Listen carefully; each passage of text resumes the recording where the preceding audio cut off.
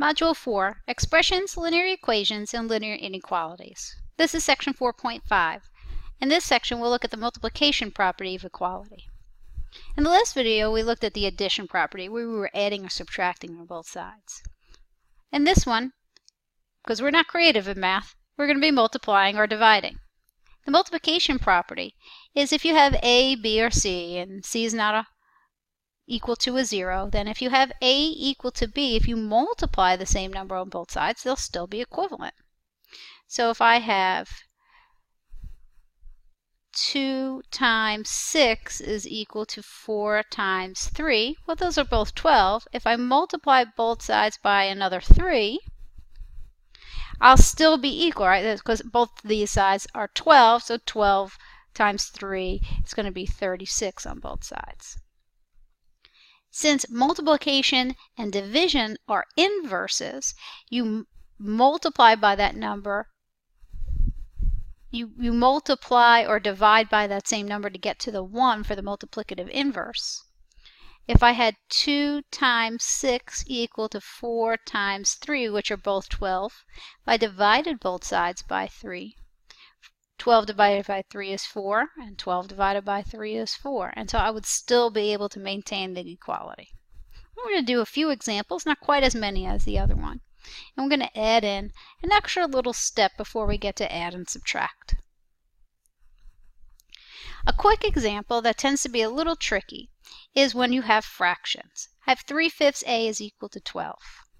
If you're multiplying by a number, you want to undo that multiplication with division. But remember, with fractions, when you divide, you really multiply by the reciprocal.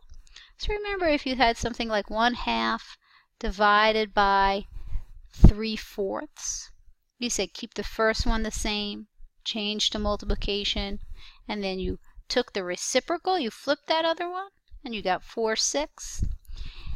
We're not going to write out this whole process through here. Anytime you have a fraction out front, you're going to just go ahead and go right to multiplying by the reciprocal, so you don't have to write the extra step of showing the division. You'll get 15 over 15 here, since I'm talking about a 3/5 A, and the reciprocal of 3/5 is 5/3. That gives me 15 over 15. That becomes a 1.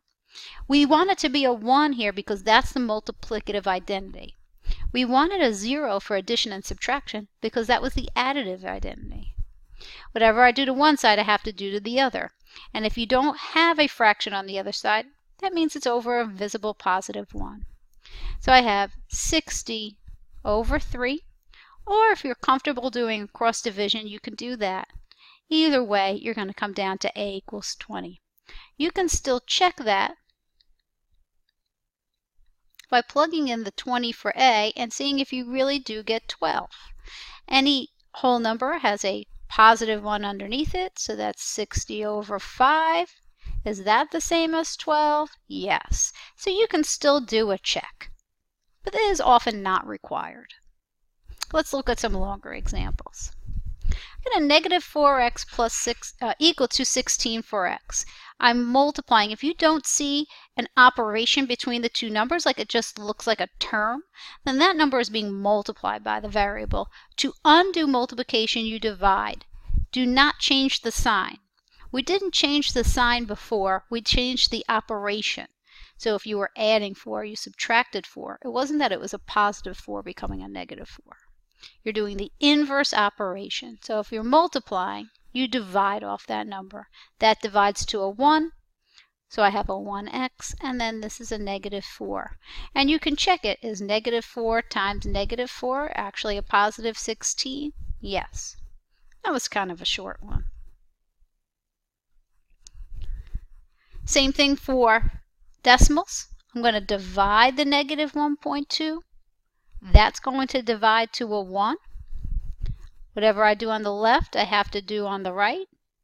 So a negative divided by a negative is a positive. And 1.2, well, you know that 12 times 3 would be 36, but in order to get this decimal out of the way, I'm going to have to multiply by a 30. And so my answer is 30. You're allowed a calculator, and so you don't have to do that division longhand. I have a fraction. Whenever I have a fraction, even though this is still multiplication, I'm going to need to divide. But division with fractions, you really multiply by the reciprocal. That is going to be 7 over 7, which is a 1. And then when you multiply fractions, you multiply the numerators, and then you multiply the denominators. And if you can reduce it, you do, and if you can't, you can't. 35 over 9 is fine.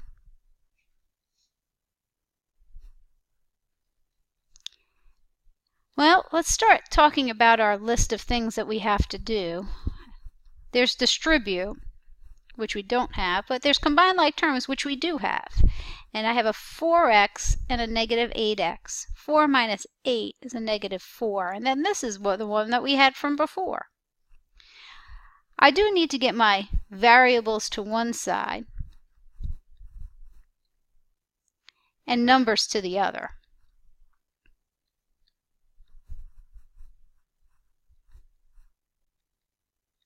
But these are already split.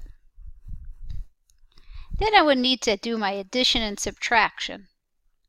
And then what we're going to do is we're going to add in on the end here. After add and subtract, divide.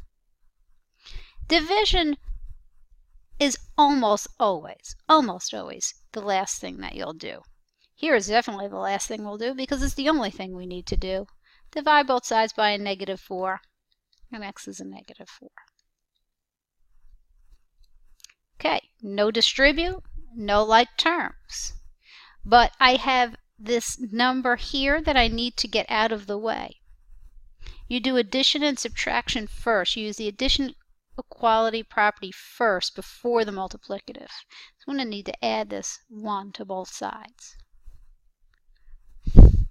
3z is now equal to 27, and now I can divide. Pretend you're sneaking up on the variable. If you were sneaking up on the variable to solve it, you wouldn't go straight to it. You have to get around the bodyguard for the 1 first, and then you can go in and attack the variable. A little more exciting. Nothing to distribute, but I have quite a few like terms. I got a 12x and an 8x. That's a 20x. And I have a 30 minus a 6, which is going to give me a positive 24. This is equal to 10. Notice that we don't have any two-sided equations here. I'm going to go ahead and subtract the 24 from both sides. And remember, you always start what's furthest away, right? So you're going to do addition and subtraction, then you're going to do the multiplication or division. When you're adding, whatever you're adding and subtracting that number, you want that to add to 0.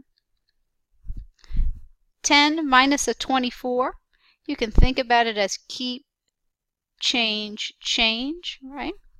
That I'm going to have now a negative 14. And now I need to divide both sides by 20. 20 divided by 20 is going to give me the 1 that I need for the multiplicative identity, so I have an x here. And then this is negative 14 over 20. If I divide both of these by a 2, I'll be able to reduce this to a negative 7 over a 10. This example, we finally have some numbers to distribute. I'll have to send the 5 through. I'll have a 10x plus 15, and I'm all done. And then these two are like terms, so I can combine those into 6. I still have a one-sided equation. Remember, because I only have the x on one side. If I had an x over to the right, that would be a two-sided.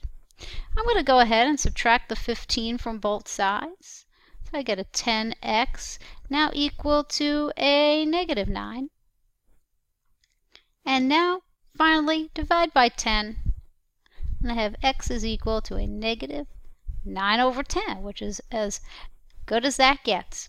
And that's how you use both the addition equality property and the multiplicative equality property to solve equations.